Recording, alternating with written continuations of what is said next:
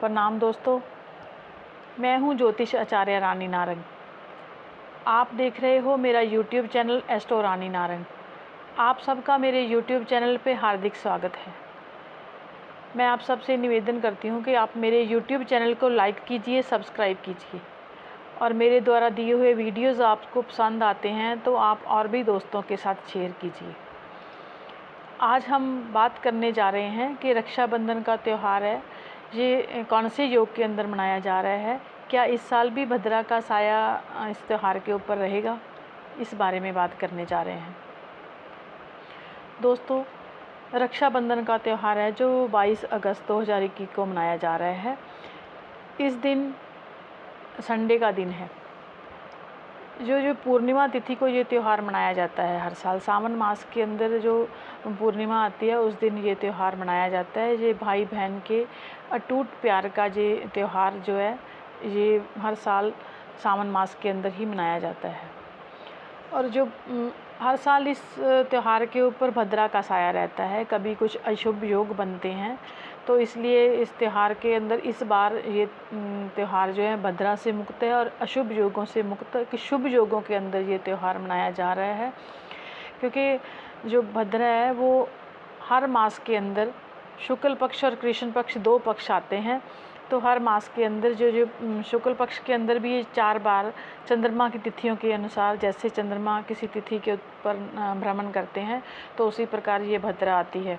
इसी प्रकार कृष्ण पक्ष और शुक्ल पक्ष के अंदर दोनों के अंदर ये भद्रा चार बार कृष्ण पक्ष के अंदर आती है और 4 बार जो है शुक्ल पक्ष के अंदर आती है। और पूर्णमासी के दिन इस भद्रा का प्रभाव हर मास के अंदर रहता है। इस बार जो ये पूर्णिमा तिथि है ये 21 अगस्त को शाम को 7 बजे शुरू हो जाएगी और साथ ही भद्रा काल शुरू हो जाएगा। और 22 अगस्त को सुबह 6:17 के ऊपर ये भद्रा काल समापित हो जाएगा। भद्रा होती क्या है?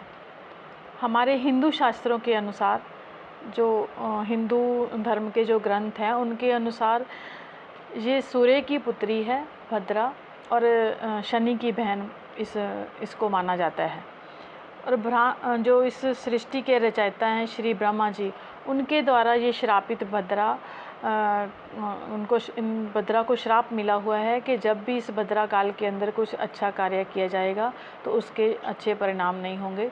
तो इसलिए भद्रा काल को वर्जित माना जाता है शुभ कार्यों के लिए, क्योंकि सृष्टि के रचयिता द्वारा ही ये जो भद्रा है वो श्रापित है।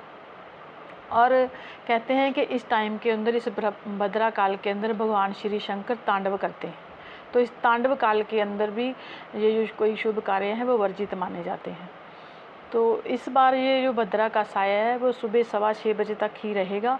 उसके बाद ये पूरा दिन तो ये जो त्यौहार है रक्षाबंधन का, ये भद्रा काल से मुक्त रहेगा। शाम को 4:30 बजे से लेकर के 6 बजे तक राहु काल चलेगा। उस टाइम के अंदर इस रक्षाबंधन को नहीं करना चाहिए। बाकी पूरा दिन जो है बहनें अपने भाई की कलाई के ऊपर इस रक्षा सूत्र को बांध सकती हैं, रक्षाबंधन का त्यौहार मना सकती हैं।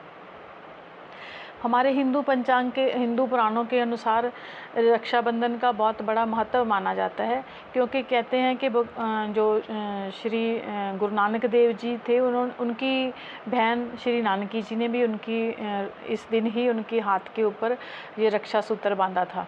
और हमारे और बात करें तो श्री कृष्ण जी हैं जो उनको भी जो द्रौपदी थी उन्होंने भी अपनी साड़ी का जो पल्लू से उससे कपड़ा फाड़ करके उन्होंने श्री कृष्ण जी के हाथ के ऊपर बांधा और उनसे अपने जो रक्षा का प्रण लिया था। और भगवान श्री शंकर जी ने उनको भरी सभा के अंदर उनकी रक्षा की भी थी। तो इसी प्रकार बहनें अपने भाई से अपनी रक्षा का प्रण लेती हैं और अपने भाई की सफलता के लिए, या फिर उनकी अच्छी सेहत के लिए, या उनके लंबी उम्र की कामना के साथ इस त्यौहार को मनाती हैं। और भाई बहन के रिश्ते के अंदर मधुर संबंध बने रहे तो उनको जैसे कुछ मीठा खिलाया जाता है, रक्षा बंधन किया जाता है, भाई की आरती की जाती है, उनको तिलक वगैरह उनके माथे के ऊपर सजाया जाता है। तो मैंने बहुत बार देखा है कि लोग चॉकलेट जो विष जैसा जिसका स्वाद कसैला होता है, जो राहु से प्रभावित मिठाई है, उस मिठाई का सेवन कराया जाता है। तो इस प्रकार बहुत सारे भाई बहनों के अंदर कहीं ना कहीं मैंने इन रिश्तों के अंदर खटास आते या विष आते हुए भी देखा है। इसलिए इस दिन इस तरह की मिठाइयों का ना सेवन करके एक अच्छी मीठी मिठाई जो है, जिसका जो दूध से बनी हो, उस मिठाई का सेवन ही कराया जाना चाहिए। क्योंकि जब हम इस त्यौहार को मनाते हैं तो ऐसे कशैले पदार्थों का सेवन करते हैं तो कहीं ना कहीं रिश्तों के अंदर भी वही विष की जब वही कशैलापन रहता है। तो आपको इस त्यौहार के दिन आपको इस कड़वी मिठाइयों का ना सेवन करा करके इस मीठे से फ्रूट खिला दीजिए, या फिर आप कोई लड्डू खिला दीजिए, पीले रंग की मिठाई जैसे खिला दीजिए।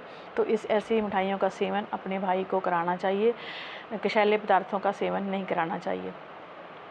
इस दिन जो योग बन रहे हैं वो है कि जो मून है वो धनिष्ठा नक्षत्र के अंदर, मंगल के नक्षत्र के अंदर मंगलकारी योग बना रहा है, साथ में शोभन योग बन रहा है। और कुंभ राशि के अंदर मून के रहने से बृहस्पति वक्री के साथ गज केसरी योग जो कभी कभी बनता है, और इस साल वो इस त्यौहार के दिन ये योग बन रहा है। ये त्यौहार जो है लगभग 400 साल के बाद, 450 साल के बाद ऐसा योग बन रहा है इस त्यौहार के दिन। तो इसलिए इस त्यौहार की जो महत्ता और भी बढ़ जाती है, और इस ऐसे अच्छे योगों के अंदर ये त्यौहार मनाया जा रहा है। अगर किसी भाई बहन के रिश्ते के अंदर खटास भी चल रही है, तब भी उनको इस दिन रक्षाबंधन अपने भाई की कलाई के ऊपर ज़रूर करना चाहिए, ताकि आपके रिश्ते के अंदर फिर से मधुरता आ सके। आप इस दिन गज केसरी योग बन रहा है, तो इस दिन आप वाइट और येलो कलर की जो धागा है वो अपने भाई की कलाई के ऊपर बांधना चाहिए। क्योंकि येलो और वाइट कलर दोनों ज्ञान के और शुभता के प्रतीक माने जाते हैं। तो इसलिए किसी और कलर को अवॉइड करके इस कलर को ही आपको अपने भाई की कलाई के ऊपर बांधना चाहिए, ताकि आपके रिश्ते के अंदर फिर से मधुरता बन जाए, या फिर ये मधुरता लगातार बनी रहे आपके संबंधों के अंदर। तो मैं आपके लिए एक शुभ रक्षाबंधन की कामना के साथ अपनी वाणी को यहीं पे विराम देना चाहूँगी। धन्यवाद।